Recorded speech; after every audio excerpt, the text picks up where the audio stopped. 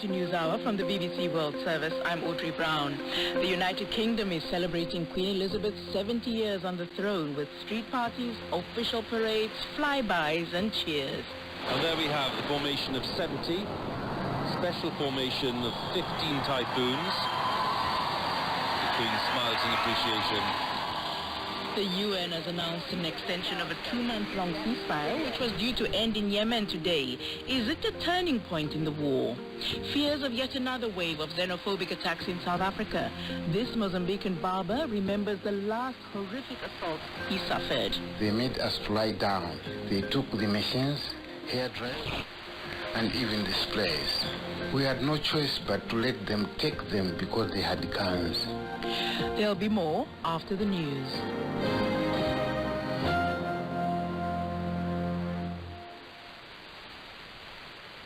Hello, I'm David Harper with the BBC News.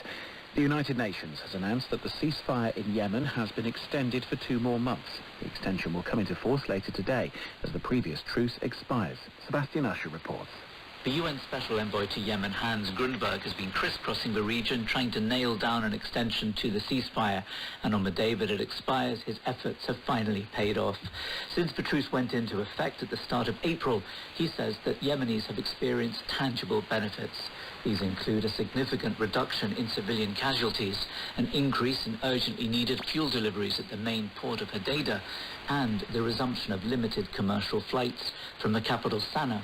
Not everything has been achieved, but steps towards a peace process have begun. Queen Elizabeth has overseen a flypast of 70 aircraft on the first day of events to mark her Platinum Jubilee. The 96-year-old British monarch was joined on the Buckingham Palace balcony by family members for the aerial display.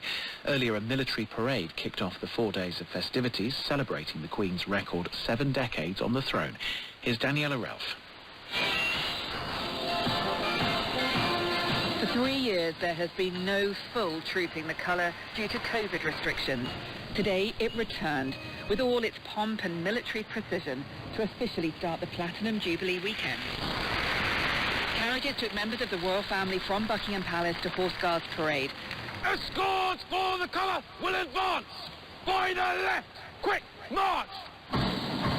Rooted in tradition, but some things are different this year. The Queen did not inspect the troops on Horse Guards Parade.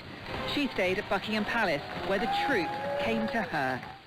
Asylum seekers in Britain have spoken of the distress they are facing after being served notices that they will be deported to Rwanda under a controversial new scheme. The British government says the planned deportations are an attempt to overhaul what it calls a broken asylum system. More from Emir Nader. The BBC has spoken to several asylum seekers inside the detention centre who describe an atmosphere of distress and despair, with detainees considering taking their own lives after receiving removal notices to Rwanda. The document states that the decision cannot be appealed. A Syrian asylum seeker told the BBC's Arabic service from inside the centre that he and 16 other migrants from Syria, Egypt and Sudan had been on hunger strike for several days and would rather die than be deported. A top Ukrainian general has insisted there's no need for his troops to withdraw from Severodonetsk, even though the enemy is trying to surround them. Alexei Gromov said fierce street fighting was continuing in the city. He acknowledged that the danger of Russian troops capturing Severodonetsk remained. Earlier in western Ukraine, Russian missiles struck railways outside Lviv. World News from the BBC.